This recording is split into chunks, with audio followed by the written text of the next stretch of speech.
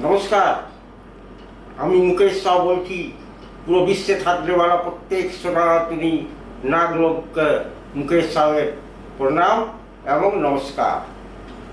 আমি দেশের জন্য বলছিলাম, গত পরশু দিনে যে এনডিএ কনক্লেভ মন্ডপম কনফারেন্স হলে হয়েছিল, তার ভিডিও নিশ্চয়, তার ওইটাতে যে ভাষণ দিয়েছিলেন মাননীয় প্রধানমন্ত্রী মোদীজি, ওই ভাষণটা নিশ্চয়ই শুনবেন। ওটা শুনলে আপনাদের কাছে পিকচার ক্লিয়ার হয়ে যাবে কি মাননীয় মোদীজির 2047-এ কী লক্ষ্য আছে বিকশিত এবং আত্মনির্ভর বানাবার। উনি বললেন, আমি আমেরিকা বানাতে পারি, চাই না, আমি চাইনার মতো চাই না, আমি রাশিয়ার মতো চাই না, আমি জার্মানির মতো চাই না, আমি জাপানের মতো চাই না। আমি চাই ভারতকে সব থেকে আলাদা আর সব থেকে বিকশিত এবং সব থেকে ডেভেলপ দেশ বানাবো। এই বানাবার জন্যই আমি আজকে এই মিটিং ডেকেছি, যাতে আমার টোটাল সৈনিক এখানে এক জায়গায় আসেন। আর উনি বললেন প্রত্যেক মুখ্যমন্ত্রী এবং উপমুখ্যমন্ত্রী এবং গভর্নরকে কি আপনারা লেগে যান। এইবার আনেওয়ালা দশক টেকনোলজির উপর ডিপেন্ডেন্ট আছে। যত টেকনোলজির প্রোডাক্ট আপনারা প্রডিউস করতে পারেন, কত প্লান্ট লাগান। ভারতে ইয়াং ছেলে মেয়ে ব্রেন আপনাদের থেকে খুব তেজিতে পালাচ্ছে।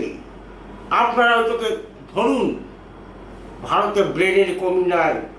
এই জন্যে ভারতের ব্রেন আজ পুরো পৃথিবীতে রাজ করে।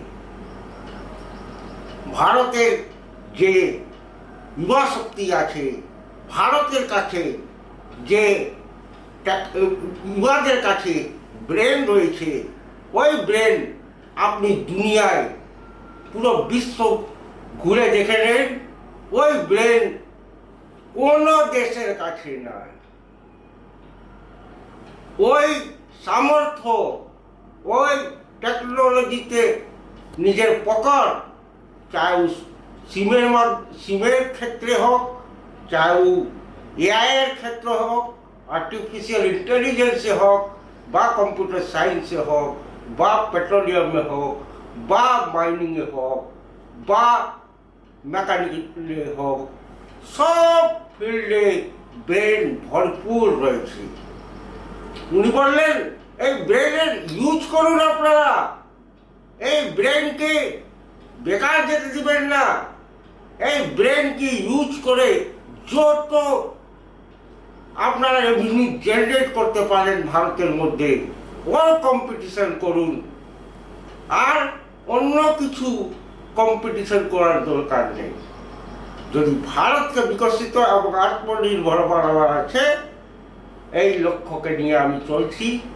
আপনারা এর সঙ্গে আমিও কাজ করছি, আপনারাও কাজ করে যান। কিছুর কমি নেই ভারতের মধ্যে। ভারত সব থেকে, সব জিনিস থেকে পরিপূর্ণ রয়েছে।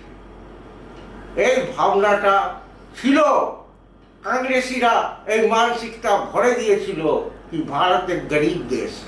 এটা তো ভুল, 100% ভুল। भारत गरीब नहीं, भारत दुनिया का सबसे रिचेस्ट कंट्री है।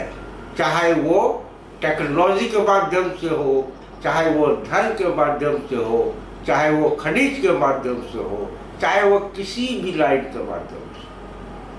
एक কথাটাই উনি বললেন।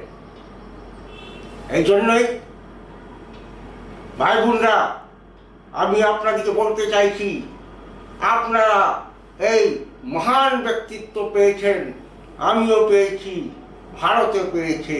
এই মহান ব্যক্তিত্ব যতদিন পৃথিবীতে আছে ততদিন ইনাকে ছাড়া যাবে না। ইনাকে নিয়েই চলতে হবে। আর দেখবেন আমাদের নেক্সট জেনারেশন কি করে পুরো দুনিয়ার মধ্যে নিজের ঘন্টা বাজাবে, ডঙ্কা বাজাবে আর সম্মানের সঙ্গে থাকবে এবং রাজ করবে। যাই হোক, এই বলেই এই ভিডিও এখানে শেষ করছি। ভারত মাতা কি জয়, বন্দে মাতরম, জয় শ্রীরাম। আর অনুরোধ করছি, কনক্লেভে ভাষণ নিশ্চয়ই শুনবেন এবং আমার ভিডিও বেশি বেশি সাবস্ক্রাইব করবেন, লাইক করবেন, শেয়ার করবেন। জয় শ্রী।